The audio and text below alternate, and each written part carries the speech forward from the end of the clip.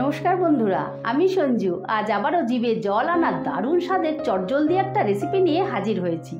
এই গরমে যদি রান্না করতে ইচ্ছে না করে, তাহলে আজকের এই সুস্বাদু রেসিপিটা তোমরা কিন্তু 5 মিনিটে তৈরি করে ফেলতে পারো। আজকের রেসিপি হলো ডাল চচ্চড়ি। আর হ্যাঁ, আমার যারা নতুন বন্ধুরা রেসিপিটা দেখছো, প্লিজ আমার চ্যানেলটা সাবস্ক্রাইব করে দিও। ঠিক আছে, তাহলে চলো রেসিপিটা শুরু করা যাক। বন্ধুরা, রেসিপিটা করার জন্য আমি এখানে 1 কাপ মুসুর ডালকে ভালো করে ধুয়ে 2 ঘন্টা ভিজিয়ে রেখেছিলাম। তারপর জল ঝরিয়ে একটা বাটিতে নিয়ে নিয়েছি। এবারে রান্নার জন্য গ্যাস ধরিয়ে একটা কড়া বসিয়ে দিয়েছি। কড়াই দিয়ে দিচ্ছি সাদা তেল। আমি এখানে 2 চামচের মতো সাদা তেল দিয়ে দিলাম। তেলটা গরম হয়ে গেছে। এবারে তেলে দিয়ে দিচ্ছি ফোড়ন। এখানে দিয়েছি কালো জিরে, তেজপাতা, এলাচ, দারচিনি আর শুকনো লঙ্কা। আমি কালো জিরে ফোড়ন দিয়েছি, তোমরা গোটা জিরেও দিতে পারো। এবারে ফোড়নটা সামান্য একটু ভাজা ভাজা করে নেব। ফোড়নটা ভাজা হয়ে গেছে, সুন্দর একটা মিষ্টি গন্ধ বেরিয়েছে। এবারে আমি দিয়ে দিচ্ছি পেঁয়াজ কুচি। এখানে আমি 2টো বড় সাইজের পেঁয়াজকে এভাবে কুচিয়ে নিয়েছি। এই রান্নাটায় একটু পেঁয়াজ বেশি দিলে খেতে বেশি ভালো হবে। এবার পেঁয়াজটাকেও হালকা লাল করে ভেজে নেব। এই দেখো, পেঁয়াজটাকে আমি হালকা লাল লাল করে ভেজে নিয়েছি। এবারে আমি দিয়ে দিচ্ছি থেতো করা আদা। এখানে আমি 1 কোয়ার মতন আদাকে থেতো করে নিয়েছি। আর দিয়ে দিচ্ছি রসুন কুচি। এখানে আমি 7-8টা রসুনকে এইভাবে কুচিয়ে নিয়েছি। আমি কুচিয়ে নিয়েছি, তোমরা কিন্তু গ্রেট করেও দিতে পারো।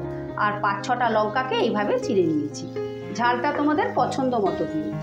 এবারে এটাকেও একটু 2 মিনিটের মতন আমি কষিয়ে নিই।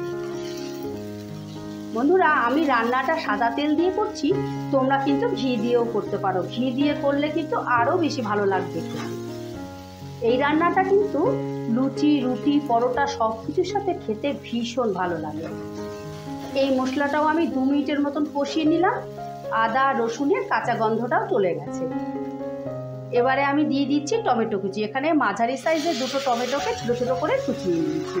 এবার এটাকেও ভালো করে কষিয়ে নেব। বন্ধুরা, এই রান্নাটা কিন্তু মূলত আমার মায়ের রান্না। মার যখন রান্না করতে ইচ্ছে করতো না, তখন মা এই রকম ঘি ফোড়ন দিয়ে ডাল চচ্চড়ি করে ফেলতো। খেতে এত ভালো লাগতো, তোমরা যদি একদিন না করে খাও তাহলে বুঝতেই পারবে না যে এটার টেস্টটা কতটা ভালো। এই মশলাটাও আমি 2 মিনিটের মতো কষিয়ে নিয়েছি। আর টমেটোগুলো নরম হয়ে গেছে, কাঁচা গন্ধটাও চলে গেছে। এবারে আমি দিয়ে দিচ্ছি সামান্য একটু জল, যাতে মশলাটা তলায় না লেগে যায়। এবারে দিয়ে দিচ্ছি স্বাদ মতো নুন, দিয়ে দিচ্ছি হলুদের গুঁড়ো, দিয়ে দিচ্ছি শুকনো লঙ্কার গুঁড়ো, আর 1 চামচে জিরের গুঁড়ো, 1/2 চামচে শাহি গরম মশলা। এবার এটাকেও ভালো করে কষিয়ে নেব। বন্ধুরা, এইভাবে তৈরি করে অবশ্যই তোমরা একবার খেও। খেতে কিন্তু অসম্ভব ভালো। আর খেয়ে যদি ভালো লেগে থাকে তাহলে আমার ভিডিওটা লাইক শেয়ার করে দিও প্লিজ। কিন্তু কমেন্ট করতে ভুলো না যেন যে রেসিপিটা খেতে কীরকম ছিল। আর যারা ফেসবুক থেকে দেখছো তারা আমার পেজটা ফলো করে দিও প্লিজ।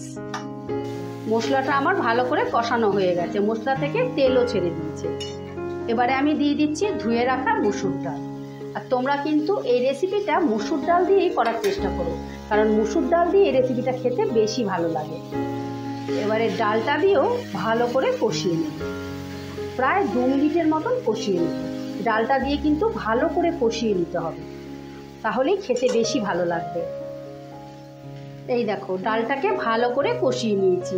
ডালটা যখন এই যে দেখো সাদা সাদা একটু হয়ে এসছে, তখনই বুঝতে হবে ডালটা কষা হয়ে গেছে। এবারে দিয়ে দিচ্ছি জল। আমি এই কাপের 1 কাপ জল দিচ্ছি। এর থেকে বেশি জল দেবো না, কারণ যেহেতু এটা ডাল চচ্চড়ি, রান্নাটা একটু মাখো মাখো হবে, সেই জন্য এর থেকে বেশি জল দেবো না। তোমাদের ডালের পরিমাণ যেরকম থাকবে সেই রকম জলটা দিও। এইবারে গ্যাসের আঁচটা কমিয়ে দিয়ে 5 মিনিটের জন্য ফুটতে দেব। বন্ধুরা, 5 মিনিট বাদে ফিরে এলাম। এই দেখো, ডালটা একদম পারফেক্ট হয়ে গেছে। আমি এর থেকে বেশি আর শুকোবো না, এরকম থকথকে রাখবো। বেশি ড্রাই করলে আবার ভালো লাগবে না। ঠিক এই পজিশানে গ্যাস অফ করে দেব। গ্যাসটা আমি অফ করে দিলাম। এবারে টেস্টের ব্যালেন্সের জন্য দিয়ে দিচ্ছি চিনি। রান্নাটা একটু মিষ্টি মিষ্টি হবে, তাই আমি 2 চামচে দিলাম। এবার চিনিটা সামান্য নাড়াচাড়া করে নিচ্ছি।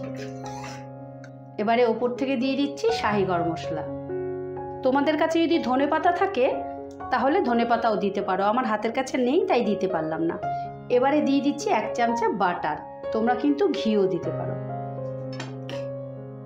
আবারও এটাকে ভালো করে নাড়াচাড়া করে নিচ্ছি। রান্নাটা একেবারে রেডি। এবারে আমি 2 মিনিট স্ট্যান্ডিং টাইমে রেখে তোমাদের পরিবেশন করে দেখাচ্ছি।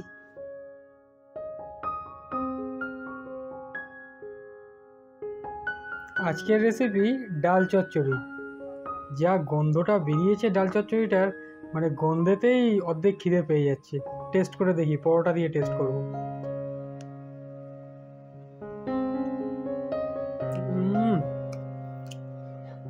পুরো ধাবা স্টাইল, একদম ধাবা বা রেস্টুরেন্টে যেরকম স্টাইলে ডাল চচ্চড়ি করে একদম ওরকম টেস্টটা হয়েছে। দারুণ খেতে হয়েছে, দারুণ। রেসিপিটা পুরো ফলো করে যেরমভাবে বানানো হয়েছে সেম প্রসেসে তোমরা একবার অবশ্যই বানিয়ে খেও, টেস্ট দেখতে পাবে কাকে বলে।